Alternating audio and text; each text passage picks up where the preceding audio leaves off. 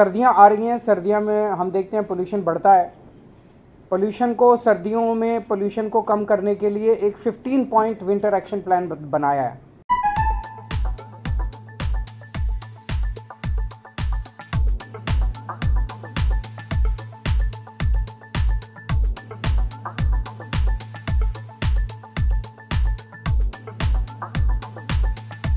बसें पहले दिल्ली में पिछले कई वर्षों से बसों की खरीद नहीं हुई थी और उसकी वजह से लगभग 15 साल कोई बसें नहीं खरीदी गई दिल्ली में। तो उसकी वजह से दिल्ली में बसों की काफ़ी कमी हो गई, पब्लिक ट्रांसपोर्ट ख़राब हो गया, लोग अपने प्राइवेट ट्रांसपोर्ट पे शिफ्ट करने लगे। लेकिन पिछले दिनों में, पिछले 2-3 साल में हमने बहुत बड़े स्केल के ऊपर न केवल बसें खरीदी हैं बल्कि इलेक्ट्रिक बसें खरीदी हैं।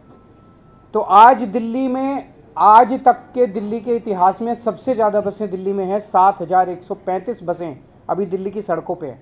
इतनी बसें पहले कभी नहीं थी दिल्ली में। इनमें से 800 इलेक्ट्रिक बसें हैं।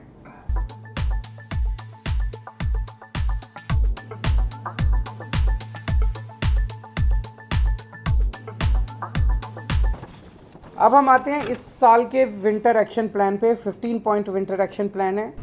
हमने 13 हॉटस्पॉट्स आइडेंटिफाई किए हैं जहां पोल्यूशन ज़्यादा होता है। हर हॉटस्पॉट के लिए एक स्पेशल एक्शन प्लान बनाया गया है और उसके लिए एक वॉर रूम बनाया गया है। 13 स्पेशल टीम्स बनाई गई हैं और वहाँ पे पोल्यूशन को डाउन रखने के लिए स्पेशल फोकस किया जाएगा। दिल्ली में पराली जलाने को कम करने के लिए पूसा द्वारा बनाया गया बायोडिकम्पोज़र पिछले 3 सालों से हम इस्तेमाल कर रहे हैं। उसके नतीजे काफ़ी अच्छे आए हैं। पिछले साल हमने 4400 एकड़ में बायोडिकम्पोज़र का इस्तेमाल किया था। इस साल 5000 एकड़ में बायोडिकम्पोज़र का इस्तेमाल किया जाएगा।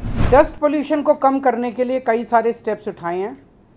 एक तो ये जो कंस्ट्रक्शन साइट्स हैं, उन कंस्ट्रक्शन साइट्स पे निगरानी रखने के लिए स्पेशल टीम्स बनाई गई हैं। 591 टीम हैं। 500 स्क्वायर मीटर से ज़्यादा निर्माण साइट्स वाले डस्ट कंट्रोल करने के लिए उनको वेब पोर्टल पे रजिस्टर करना पड़ेगा और 5000 स्क्वायर मीटर से ज़्यादा का अगर कोई कंस्ट्रक्शन साइट है तो उन्हें एंटी स्मॉग गन लगाना अनिवार्य होगा।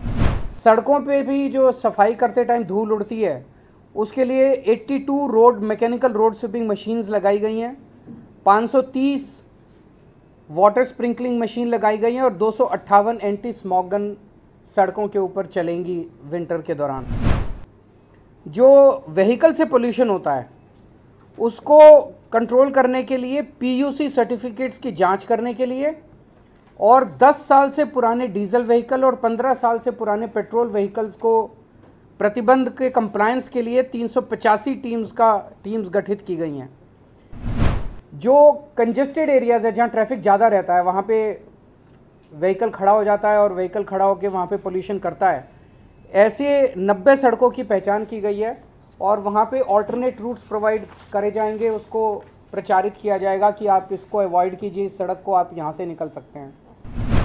खुले में कूड़ा जलाने पे प्रतिबंध है और 611 टीमों का गठन किया गया है जो इसके ऊपर निगरानी रखेंगी। मैंने जैसे कहा कि 1727 इंडस्ट्रियल यूनिट्स हैं रजिस्टर्ड जो कि अब PNG नॉन पोल्यूटिंग फ्यूल का इस्तेमाल कर रही हैं। इसकी निगरानी के लिए 66 टीमों का गठन किया गया है।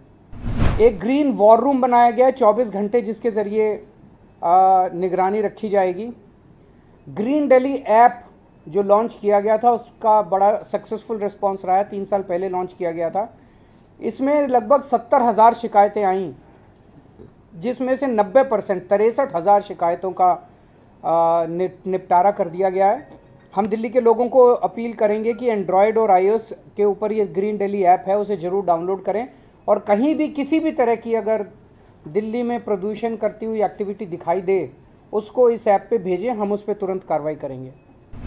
Real time source apportionment study IIT Delhi और DPCC के साथ की जा रही है और उसके लिए राउज एवेन्यू में सर्वोदय बाल विद्यालय में एक सुपर साइट बनाई गई है।